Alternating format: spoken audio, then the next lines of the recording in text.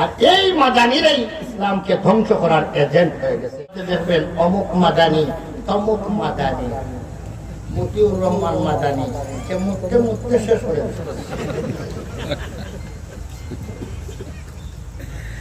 মতিউর রহমান নেজামি, মতিউর রহমান মাদানি, অমুকুর রহমান মাদানি, এর অর্থ কি?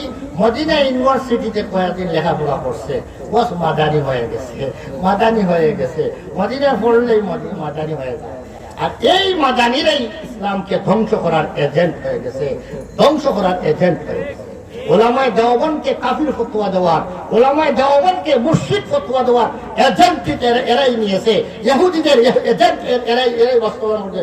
ইহুদিরাই দেখতেছে এই ভারতবর্ষে ইসলামের হেফাজত করেওয়ালা ওলামায়ে দেওবন্দ, এই ওলামায়ে দেওবন্দের বিরুদ্ধে একদল মানুষকে যদি খাড়া না করা যায়, যারা ওদেরকে কাফির এবং মুশরিক বলে মুসলমানদেরকে তাদের পিছন থেকে সরিয়ে নেবে, এমন একদল মানুষ না সৃষ্টি করা যায়, তাহলে ভারতবর্ষ থেকে ইসলামকে ধ্বংস করা যাবে না।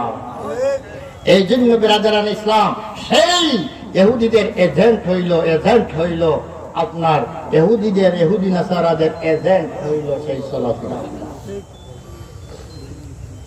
যাই হোক, আমার আসলে এইদিকে যাওয়ার উদ্দেশ্য ছিল না, আমি কথায় কথায় এদিকে চলে গেলাম। শোনেন তো, সবচেয়ে বড় আলিম যে হবে তার অনুসরণ করা প্রয়োজন কি প্রয়োজন না? তাহলে সবচেয়ে বড় আলিম কে? ইমামে আজম, ইমামে আবু হানিফা রাহমাতুল্লাহি আলাইহি। ইমামে আজম আবু হানিফার মতো ইলমওয়ালা দুনিয়াতে আল্লাহ দ্বিতীয়জন জন্ম দেন। ইমামে আজম, ইমামে আবু হানিফা রাহমাতুল্লাহি আলাইহির অনুসরণ করা, এটা আবু হানিফার অনুসরণ না, এর অর্থ হইল মযহব মানা। মযহব মানার অর্থ কি? ইমামে আবু হানিফা কোরআন এবং হাদিসকে রিচার করে যে বেহেশতে যাওয়ার যে রাস্তাটা আমাদেরকে দেখিয়ে দিয়েছেন, সেই রাস্তার নাম মযহব। সেই রাস্তার নাম কি? মযহব। সেই রাস্তাকে মানার অর্থ ইমাম আবু হানিফাকে মানা নয়, আসলে কোরআন আর হাদিসকেই মানা। কারণ কোরআন আর হাদিসকে আমরা বিচার করতে পারবো না।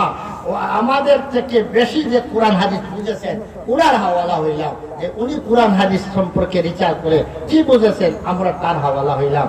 কিন্তু আপনার 3-4 হাদিস মুখস্থ করে যে সালাফিরা আজকে আমাদেরকে ধোঁকা দেওয়ার জন্য আসতেছে, মসজিদে যাওয়ার পরে দেখবেন একজন মানুষ দাঁড়িয়ে গেছে আমিন জুড়ে হওয়ার জন্য। হঠাৎ করে শুনবেন 3-4 জন একসাথে বলছে আমিন। এর অর্থ কি? সবাইকে কাঁপিয়ে তোলা। তাদেরকে জিজ্ঞেস করবেন আমিন বলা ফরজ না ওয়াজিব? না, তারাও বলবেন না, এটা মুস্তাহাব ছিল, এটা মুস্তাহাব ছিল। বলে মুস্তাহাব চিজের জন্য সমস্ত মাহফিলকে কাঁপাইয়া তোলা। এরা মসজিদের অন্যান্য মুসাল্লিরা একটা মুস্তাহাব, তোমার দৃষ্টিতেই তো মুস্তাহাব চাচ্ছে, ফরজ চাচ্ছে না, ওয়াজিব চাচ্ছে না। তাহলে তুমি কেন মসজিদ কাঁপাইলে? সবার নামাজের মধ্যে কেন বিহাঘাত ঘটাইলে?